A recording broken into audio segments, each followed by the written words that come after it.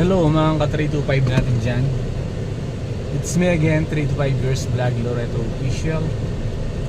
It's May 18, 2025, Sunday mga ka-325. Uuwi na naman tayo galing sa trabaho. Unang lahat, kumusta po kayong lahat dyan? Akala ng iba is tumigil na ako sa pag-vlog. Hindi nila alam is may mga priority lang tayong dapat unahin mga ka-325. Pero hindi po ako tumigil. Nag-upload pa rin ako kahit puro shorts lang, diba?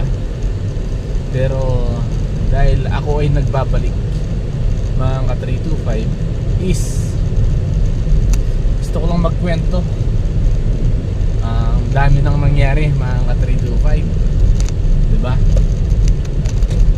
Ang dami nang lumipas, aksidente, politika, diba?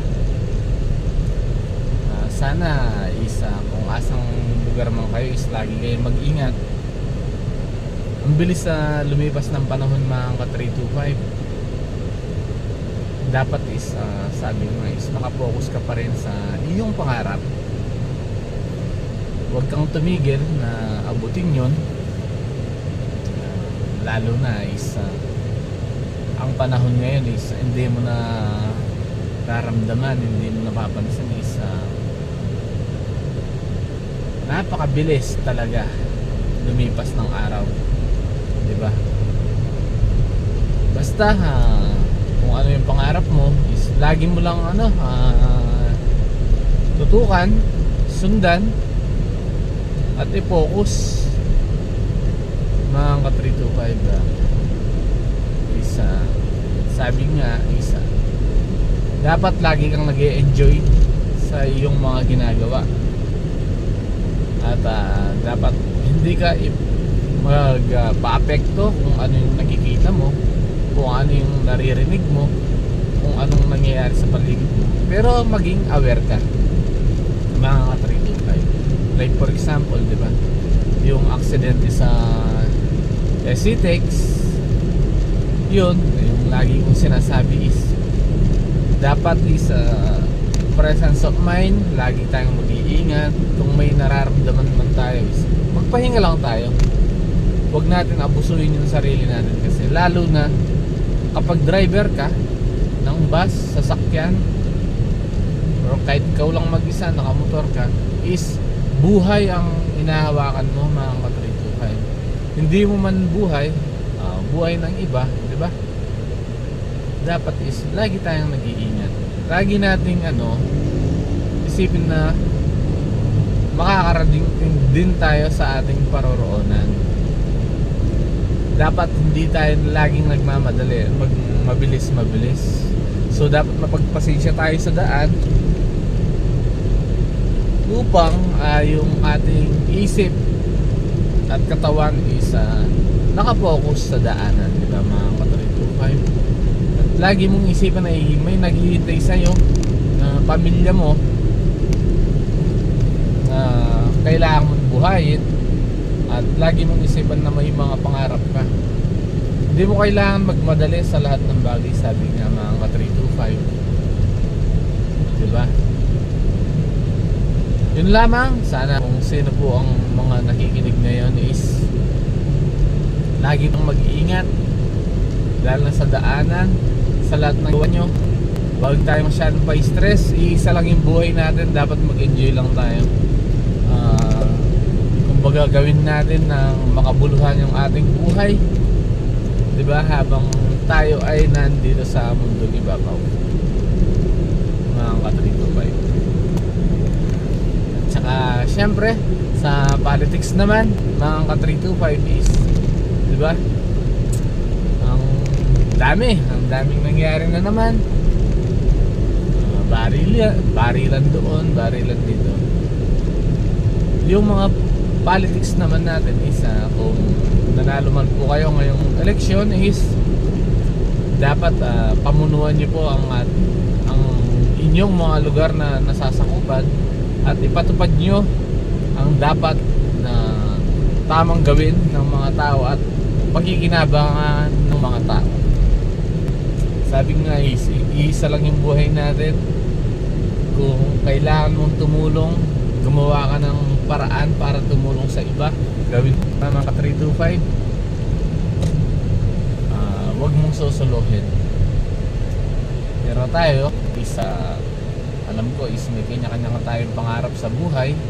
So, siyempre kung kaya mo nang tumulong sa iba why not? Pero kung hindi mo pa kaya, kailangan mo rin tulungan yung sarili mo, di ba mga ka-325? Alang-alang yayakapin mo yung hindi mo kaya. Kailangan yung sakto lang. Kung may sobra man, sabi ko nga, lahat ng sobra is ipamigay para hindi masayang. Mga ka-325, yun lamang. Sa lahat ng may pangarap dyan is tuloy-tuloy lang po tayo sa ating pagganap at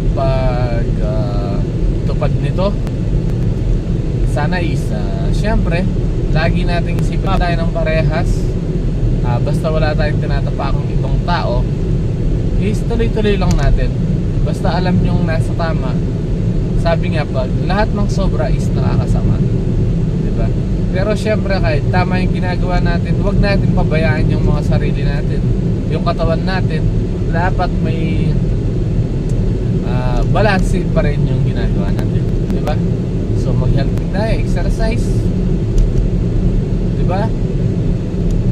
Kumbaga para pampawala ng stress.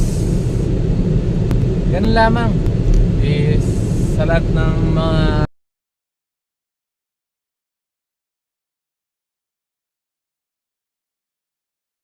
at ayun, naputol saglit mga ka-325 dahil nakasabit lang yung phone natin at mainit.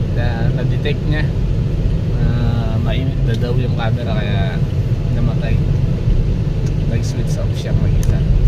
Yun lang ang mga ka-325. Sabi ko nga is lahat ng katulad kong nangangarap dyan na patuloy na ginagampanan yung kanilang